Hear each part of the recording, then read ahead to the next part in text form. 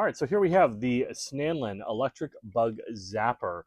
This is a great addition to your outdoor living space, your camp setup, and basically anywhere where you are getting bugged by pests. I would definitely recommend one of these guys. So we'll go through, we'll do a demo for you guys once it gets a little bit darker and all the bugs start coming out. But before that, we'll just talk about some of the features we really love about this, some we think they could improve upon, and then, yeah, we'll get into that demo and actually show you the bug zapper in action out here in our patio. All right, so before we jump in, though, let's go ahead and thank Snanlen for sending us this unit here so we can do this demo and review for you guys, and we'll go ahead and talk through the bug zapper. All right, so starting off with, it does have its own hanging hook here. It is a slightly smaller hook, though, so plan accordingly with where you want to place this. So if you have a shepherd's hook, for example, it's going to want to be one of the thinner ones. Otherwise, you can always use something like a zip tie or just some cord, and you can always attach it that way.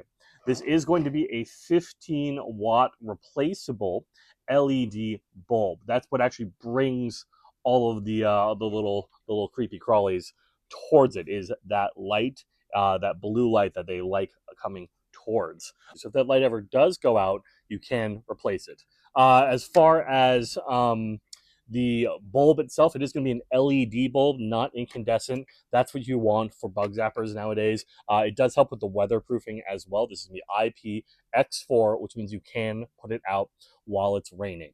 You're not going to want to spray it directly with like a pressure hose or anything like that. It's not rated for that, but rain on the top, occasional splashing, not going to be a problem. So very nice as far as the light goes. The grid inside the metal one, that's where the actual zapping happens. That's going to get up to 4,200 volts. Now remember, volts is just the pressure that the electricity has, and it determines its ability to travel through the air. So 4,200 is going to be pretty near field to the metal grate there. So anything that does touch between the two grates will arc, and then it will fall into the bottom.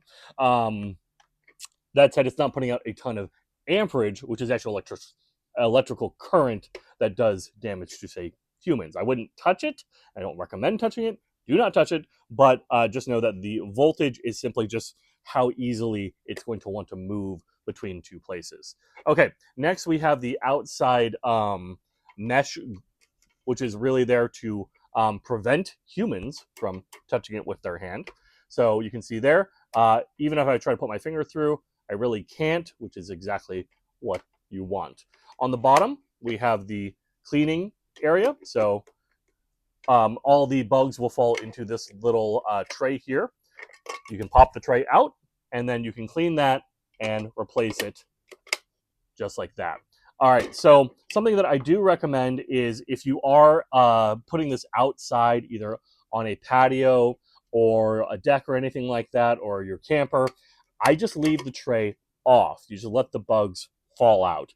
No point in cleaning them if you're already outside. But if you are going to put it somewhere where you are or people eating, then you're going to want to put it in. All right. Things that I do think that they could improve would be, we have our power cable here. Seeing a ground on here would be nice, as well as a polarity plug where one's bigger, one's smaller. Those would be good adds. Also, just a slightly longer, higher gauge cable would be great. Definitely going to work for you outdoors, but I do like having that extra level of build for outdoor electrical products. Let's see. Outside of that, yeah, everything else is, it's very simple to use. You just basically just put it up. It's going to cover a good amount of space. It is line of sight, and it's very important. Anytime you're using one of these and they're blue light attractant, the bugs have to see the light to come towards it. So no matter how far it says it'll reach, they have to see the light. If you put it in an alleyway or in like the back corner of your yard and nothing can see it, it's not going to attract bugs to it. We like putting ours on the corners out, so that way they get a full kind of 90-degree view of our yard. So that's what I would recommend as far as placement goes. We like using shepherd's hooks as well for our placement, so that way they're at a good head or height level. Let's see. I think that's really it. So we'll go ahead. We'll put this guy out, and then we'll come back when it's darker and show you it in action. Okay, so here we are. It's kind of the end of the day, little bit after dusk. We've got the Snanlen on here, and we're just going to wait and see if we can get some more bugs to hit it. A few have been hitting it over the past few minutes. We figured now was a good time to resume filming. Now, the problem is we've had it up, so it's actually been zapping a lot of the bugs that are out. Oh, yeah, we just got one right there.